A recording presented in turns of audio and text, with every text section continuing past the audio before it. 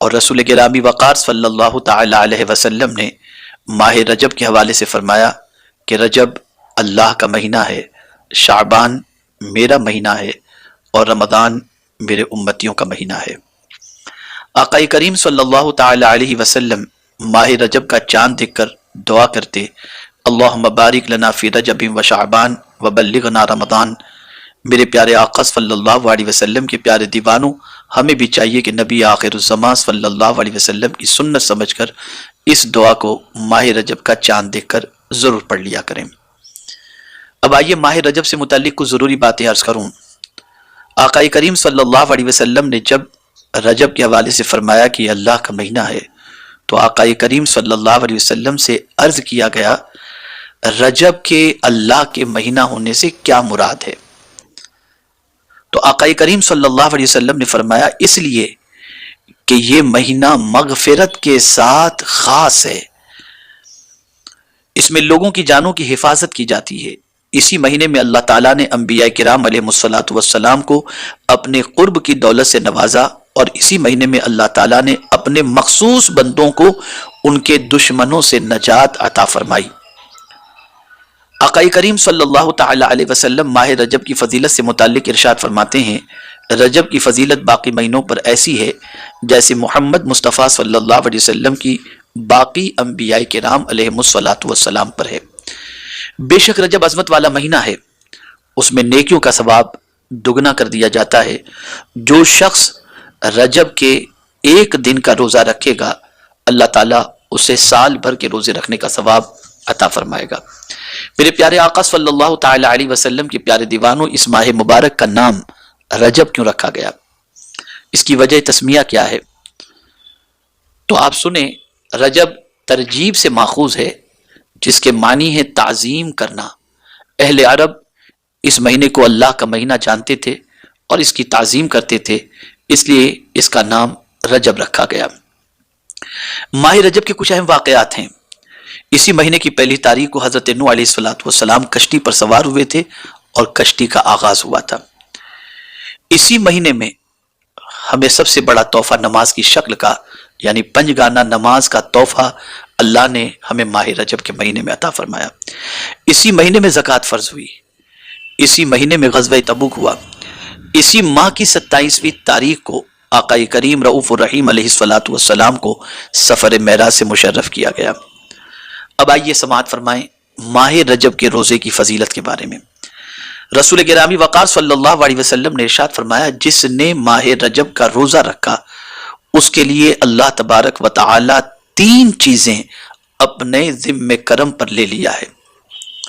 اس کے گزشتہ سارے گناہوں کی معافی، بقیہ عمر میں اس کی گناہوں سے حفاظت، اور قیامت کے دن پیاس سے امان۔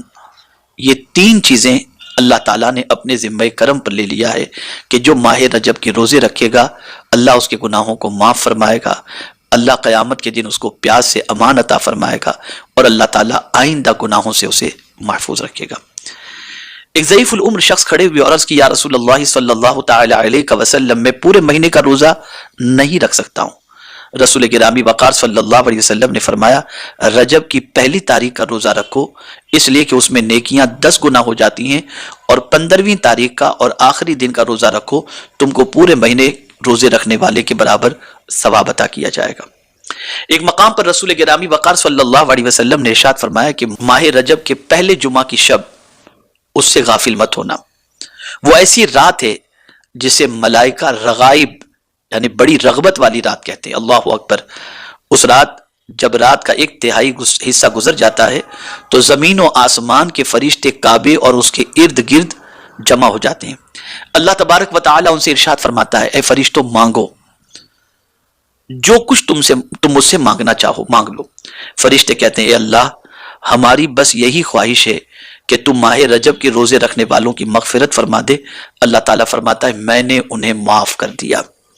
میرے پیارے آقا صلی اللہ تعالی علیہ وسلم کے پیارے دیوانوں، حضرت انس بن مالک رضی اللہ تعالیٰ عنہ سے مروی ہے کہ رسول گرامی وقار صلی اللہ علیہ وسلم نے ارشاد فرمایا، جنت میں ایک نہر ہے جس کا نام رجب ہے، جو کوئی ماہ رجب کے 1 دن کا بھی روزہ رکھے اللہ تبارک و تعالی اسے اس نہر کے پانی سے سیراب فرمائے گا۔